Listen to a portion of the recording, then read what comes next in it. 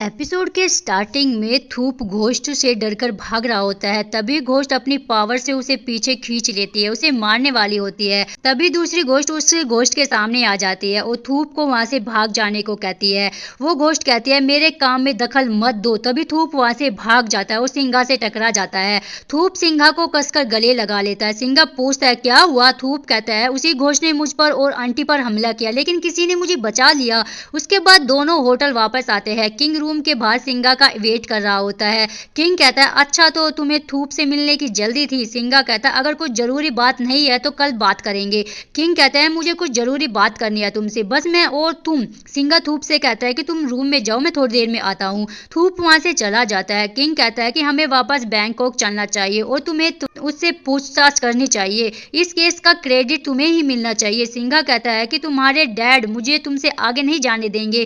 King कहता है कि मैं सीरियस हूँ, क्योंकि पिछली बार मैं तुम्हें प्रोटेक्ट नहीं कर पाया था, लेकिन इस बार तुम्हें प्रोटेक्ट करने के लिए सब कुछ करूंगा। सिंघा कहता है कि तुम यह क्या बकवास कर रहे हो। किंग कहता है कि डैड को खुश रखना भी मायने रखता है, पर एक चीज है जो कभी नहीं बदली, वह तुम हो। फिर अपनी घड़ी दिखाते हुए कहता है क्या तुम्हें यह याद है। तभी फ्लैशबैक दिखाया जाता है कि सिंघा ने यह घड़ी किंग को उसके बर्थडे पर दी थी। सिंघा गुस्से में कहता है कि तुमने यह घड़ी क्यों पहनी है, मैंने तुम्हें इसे फेंकने को कहा था ना। किंग कहता है कि मैं इसे कैसे फेंक सकता हूँ, यह हमारा प्रॉमिस था हमेशा एक दूसरे को प्रोटेक्ट करने का। सिंघा किंग के हाथ से उस घड़ी को निकालने लगता है। किंग कहता है कि अगर मैं उस टाइम तुम्हारे ट्रांसफर के लिए नहीं माना होता तो मैं डैड तुमसे फंसवाकर बाहर निकाल देते, और मैं नहीं चाहता था कि तुम अपनी प्यारी चीज खो दो। सिंघा थोड़ा सैड हो जाता है। किंग उसे हक करते हुए कहता है कि मैंने सोचा इसे चुनने से सब ठीक हो जाएगा, लेकिन वह मेरी लाइफ का सबसे गलत फैसला था। सिंघा कहता है कि पास्ट के बारे में बात करके कोई फायदा नहीं है, हमारे बीच सब कुछ खत्म हो चुका है। सिंघा कहता है क्या तुम हमारे बीच की उन यादों को मिटा सकते हो। सिंघा कहता है कि वह यादें कभी नहीं मिट सकती, लेकिन जो निशान तुमने मुझे दिया है वे कभी नहीं मिट सकते। किंग कहता है कि मैं तुमसे प्यार करता हूँ। सिंघा कहता है कि अगर उस टाइम तुमने मुझे अपने डैड के इरादे के बारे में बताया होता तो हम मिलकर उसका सामना करते। बहुत सारे तरीके थे लेकिन तुमने वही तरीका चुना, लेकिन अब मैं मूव ऑन कर चुका हूँ। और फिर किंग के हाथ से उस घड़ी को निकालने लगता है और कहता है कि तुम मेरे बारे में क्या सोचते हो, इससे कोई फर्क नहीं पड़ता, तुम और मैं सिर्फ दोस्त हो सकते हैं। किंग कहता है कि ठीक है, दोस्ती सही, कुछ ना होने से तो बेहतर ही है। उसके बाद सिंघा रूम में आता है। थूप स्केचिंग करता रहता है। सिंघा कहता है कि पूछोगे नहीं हमने क्या बात की। थूप कहता है कि नहीं, क्योंकि मुझे तुम पर विश्वास है। सिंघा कहता है लेकिन तुम्हारे चेहरे से तो ऐसा नहीं लगता। थूप कहता है कोई बात नहीं, तुम मेरे पास आए हो तो इसका मतलब तुमने मुझे चुना है, बस इतना ही काफी है। सिंघा उसे किस करता है और कहता है कि अब चिंता करने की कोई जरूरत नहीं है, मैंने सब संभाल लिया है। उसके बाद थूप उस घोस्ट के बारे में सोचता है जिसने उसे बचाया था। थूप उस घोस्ट का स्केच बनाने लगता है। आगे मैक ताकुन से पूछताछ करता रहता है और कहता है कि मैं उस समय के बारे में जानना चाहता हूँ जब तुम एक पुलिस ऑफिसर थे और सीसाकेट में रहते थे। ताकुन कहता है कि मुझे याद नहीं है। मैक कहता है कि तुमने रिजाइन नहीं किया था, बल्कि तुम भाग गए थे क्योंकि तुमने अपनी वाइफ को मार डाला था। 25 साल पहले तुम्हारी वाइफ की मौत कैसे हुई थी। वो कहता है कि भले ही इसका कोई सबूत नहीं मिला, पर तुम अपनी ड्यूटी से भागे, इससे यही साबित होता है कि तुमने ही अपनी वाइफ को मारा है।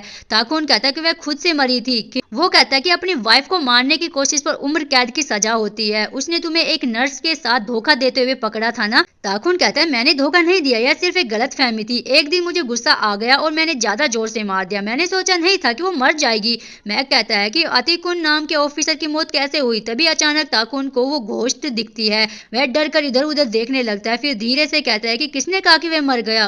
उसके बाद से डैरिन से कहता है कि मुझे यह हर दिन एक हत्या करने वाला मामला थोड़ा अजीब लगता है। डैरिन कहता है क्यों। से कहता है क्योंकि 7वें दिन तक पहली डेड बॉडी इतनी खराब हो जाएगी कि उसे लटकाना पॉसिबल ही नहीं होगा। डैरिन कहता है कि अगर किलर को सच में रिचुअल के लिए 7 विक्टिम की जरूरत होती है तो उसके पास उसे रखने का कोई तरीका होना चाहिए, जैसे कि एक ठंडा कमरा। से कहता है कि बिल्कुल सही, एक ठंडा कमरा। डैरिन कहता है या फिर एक ठंडा बड़ा फूड कंटेनर होना चाहिए। डैरिन कुछ सोचने लगता है। से कहता है क्या तुम ठीक हो। डैरिन हाँ बोलकर चला जाता है। से को डैरिन का बिहेव थोड़ा अजीब सा लगता है। आगे वो तीनों होटल से चेकआउट करते हैं। थूप सिंघा से कहता है कि मुझे पता है तुम्हें जल्दी है, लेकिन मैंने बताया था ना मुझे अंकल से कुछ पूछना है। सिंघा उसे अंकल के पास लेकर आता है। सिंघा कहता है तुम श्योर हो, मेरे अंदर कोई जरूरत नहीं है। थूप कहता है हाँ मैं खुद संभाल लूंगा। उसके बाद अंकल कहते हैं कि मुझे लगा तुम जा चुके होगे। थूप कहता है बस जाने वाला हूँ, लेकिन उससे पहले आपसे कुछ पूछना है। थूप अपना स्केच दिखाते हुए पूछता है यह घोस्ट आखिर कौन है, क्या आप इसे पहचानते हैं। अंकल कहता है कि नहीं मैं नहीं जानता, तुम्हारी लाइफ अच्छी चल रही है, तुम क्यों पास्ट को कुरेद रहे हो। थूप कहता है मुझे पता लगाना ही होगा, मैं चाहे कितना भी भाग लूं इन घोस्ट से नहीं बच सकता। सकता। अंकल कहता है कि मैंने कहा ना मैं नहीं जानता, तुम वापस चले जाओ। थूप कहता है वह जरूर विक्टिम रही होगी क्योंकि उसके आंखें और मुंह लाल धागे से सिले हुए थे। आप काफी टाइम तक ग्रैंड मास्टर के साथ रहे थे, उन्होंने आपको कुछ तो बताया होगा। दूसरे भूतों ने मुझे और मेरे करीबियों से सिर्फ चोट पहुंचाई, लेकिन यह घोस्ट मेरी रक्षा करती है। आखिर यह कौन है? अगले सीन में डेरिन का शांति धाम में शुद्धिकरण हो रहा होता है क्योंकि मास्टर ने उसे कहा था कि सिर्फ वही नहीं, उसके करीब रहने वाले को सभी को खतरा हो सकता है। मास्टर उस डेरिन को कुछ पिला रहे होते हैं, तभी से आकर उसे रोक देता है। मास्टर कहता है कि यह रिचुअल कंटिन्यू नहीं हो सकता। से डेरिन को वहां से ले जाता है और बाहर आकर कहता है तुम्हें क्या हुआ, ऐसा क्यों कर रहे हो, तुम्हें तो भूतों से डर लगता है ना, फिर भी ऐसे रिचुअल में आने की हिम्मत हो गई। डेरिन चुप रहता है। से अपनी जैकेट उतार कर उसे पहना देता है। डेरिन कहता है क्या तुम्हें मेरी फिक्र हो रही है या फिर तुम मुझे डांटने वाले हो? कोई एक चूज करो ताकि मैं खुद को प्रिपेयर कर लूं। से कहता है कि यह जगह 7 मर्डर केस से जुड़ी है, तुम फिर भी यहाँ आए। डेरिन कहता है कि ताकुन ने गलत किया, इसका मतलब यह नहीं यह जगह बुरी है, मैं यहाँ बस शुद्धिकरण के लिए आया था, यह कोई बड़ी बात नहीं है। से कहता है अगर उस पानी को पीने के बाद तुम्हें कुछ हो जाता तो डेरिन कुछ कहने वाला होता है लेकिन उसे चुप करा देता है और कहता है कि तुम इन चीजों पर कुछ ज्यादा ही भरोसा करते हो, इतना ज्यादा कि अपनी लाइफ खतरे में डाल रहे हो, और जिस पानी में तुम नहाए हो कौन जानता वो कैसा है। डेरिन कहता है ठीक है मैं कपड़े चेंज करके आता हूँ। उसके बाद अंकल थूप को बताते हैं तुम्हारी दादी द्वारा तुम्हें ग्रैंड मास्टर के पास छोड़े जाने के बाद ग्रैंड मास्टर ने आदेश दिया कि तुम्हें तुम्हारे फैमिली के बारे में कुछ न बताया जाए, उन्हें डर था कि तुम खतरे में पड़ जाओगे। अंकल थूप को एक फोटो दिखाते हुए कहता है और वो बताता है कि जो स्केच तुम दिखा रहे हो ये तुम्हारी माँ की है, वह एक पुलिस वाले की रखेल थी, उसे उम्मीद थी कि तुम्हारे जन्म के बाद तुम्हारे पिता अपने पहले परिवार को छोड़कर तुम्हारे पास दोनों के पास आने के लिए तैयार हो जाएंगे, लेकिन ऐसा नहीं हुआ, तो तुम्हारी माँ ने अपनी टीचर होने की जॉब भी छोड़ दी। फिर वही स्टार्टिंग वाला सीन दिखाया जाता है जब थूप की माँ उसे थूप को अपनी दादी को सौंप देती है, वह काफी डरी हुई होती है, तभी कोई उस पर हमला कर देता है। थूप पूछता है मेरी माँ की डेथ कैसे हुई?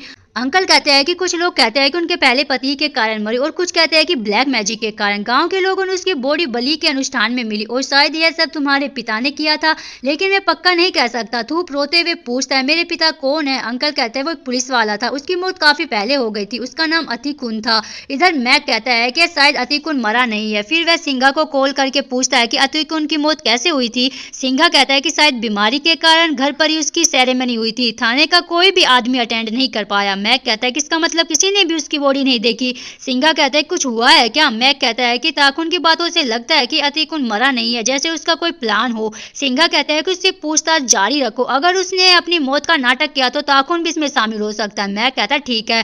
तभी थूप वापस आता है। सिंघा पूछता है कुछ पता चला? थूप कहता है जो चीज मुझे परेशान कर रही थी उसका पता चल गया। सिंघा कहता है ठीक है तो वापस चलते हैं। एक पुलिस वाले ने अपनी झूठी मौत दिखाकर अपने अपराध को छुपाने की कोशिश की है। थूप कहता है एक पुलिस वाला? सिंघा कहता है कि हाँ, उसका नाम अतिकुन है, वो नर्स चाबा का हस्बैंड था। थूप यह सुनकर शॉक्ड हो जाता है। सिंघा पूछता है क्या हुआ? थूप कहता है अतिकुन मेरे पिता है। सिंघा भी सुनकर ये सब बातें चौंक जाता है। उसके बाद से और डेरिन शांतिधाम हाउस में जा रहे होते हैं, तभी डेरिन वहां पर एक पावर केबल और कूलिंग पाइप को नोटिस करता है। उस जगह को चेक करने जाता है तो उसे वहां पर कुछ मिलता है। फिर दरवाजा छूकर देखता है वो ठंडा होता है। से कहता है यार ठंडा रूम क्यों बनाया गया है? इधर थूप उदास होता है और सिंघा कहता है हो सकता है तुम्हारे पिता और वो दोनों अलग इंसान हो।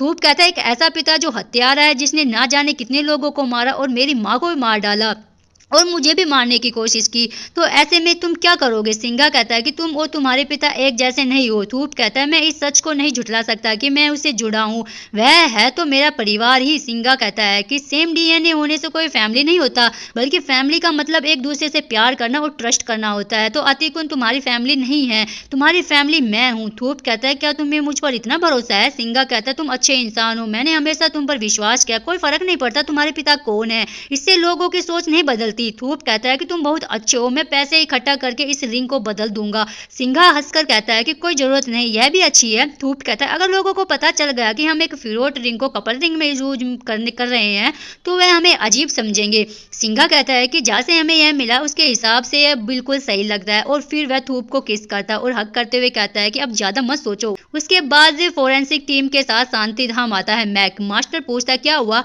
खेम कहता है कि ताखून के साथ एक और सस्पेक्ट का नाम सामने आया, इसलिए मैं यहाँ की तलाशी लेनी होगी। मास्टर कहता है ठीक है ले लो, बस शिष्यों को परेशान मत करना। मैक कहता है कि मुझे यहाँ के सभी लोगों का डीएनए लेना है। मास्टर कहता है ठीक है, लेकिन एक आदमी ऐसा करने से मना कर देता है और वो वीडियो रिकॉर्ड करने लगता है और कहता है कि पुलिस आम लोगों को परेशान कर रही है। वहाँ के सभी लोग मिलकर पुलिस को वहाँ से निकाल देते हैं। तभी वहाँ से और डैरिन आ जाते हैं। मैक पूछता तुम यहाँ कैसे? से कहता है डेरिन यहाँ का शिष्य या शुद्धिकरण के लिए यहाँ आया था। उसके बाद सब लोग वहाँ से चले जाते हैं। अगले सीन में किंग के फादर मीडिया से कहते हैं कि अब वह खुद इस केस को अपने अंडर ले रहे हैं। कुछ दिन पहले पुलिस ने शांति धाम के मैनेजर ताकुन को हिरासत में लिया था। कार्यवाही पूरी होते ही उसे कोर्ट भेजा जाएगा। मीडिया कहती है तो ताकुन ही किलर है। इधर घोस्ट ताकुन का सर पटक पटक कर उसे मार डालती है। उसके बाद तो सिंगा की जो बैक पेन के लिए बैंडेज लेकर आता है। तभी किंग कॉल करके पूछता है क्या तुमने न्यूज़ देखी? सिंघा कहता है कैसी न्यूज़? थूप चेक करता है। न्यूज़ में चल रहा था कि जिस संदिग्ध को हिरासत में लिया गया है उसकी मौत हो गई है। सिंघा कहता है क्या तुम श्योर हो या तुम्हारे डैड का काम नहीं है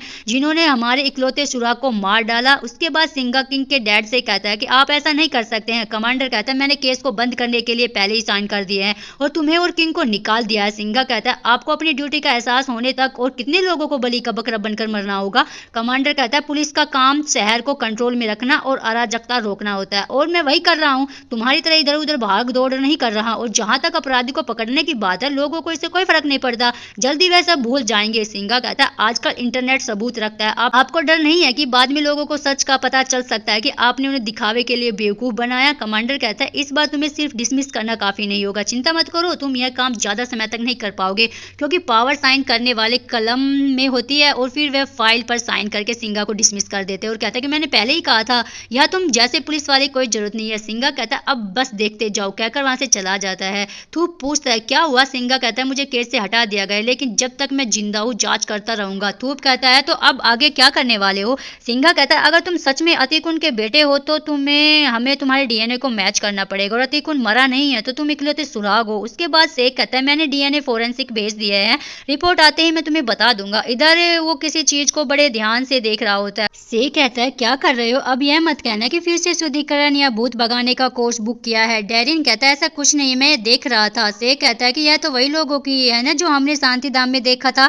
डेरिन कहता है यह एक कूलिंग यूनिट है, शांति धाम को इसकी क्या जरूरत होगी? शेख कहता है लेकिन बॉडीज को स्टोर करने के लिए टेम्परेचर काफी कम है। उसके बाद उन यूट्यूबर को दिखाया जाता है सॉन्ग वीडियो एडिट कर रहा होता है। तभी एक लड़का पूछता है क्या अभी और काम बाकी है? वो कहता है कि ऑलमोस्ट हो गया है। तभी वहां पर रखा एक बैट को उठाता है और उस पर हमला करके उसे मार देता है और आगे से सिंघा को कॉल करके बताता है कि लैब रिपोर्ट आ गई है, थूप का डीएनए किसी से मिलता है। सिंघा पूछता है किससे, क्या वह शांति धाम का है? से कहता है कि नहीं, उसका नाम बूम है, वही यूट्यूबर बच्चे जिन्हें पहले अरेस्ट किया गया था। थूप और बूम रिलेटेड हो सकते हैं या फिर फैमिली में कोई हो सकता है या भाई हो सकता है। सिंघा यह सुनकर एकदम शॉक्ड रह जाता है और इसी के साथ यह एपिसोड का एंड हो जाता है। और आज के लिए बस इतना ही, मिलते हैं नेक्स्ट एपिसोड में। Thanks for watching, bye bye.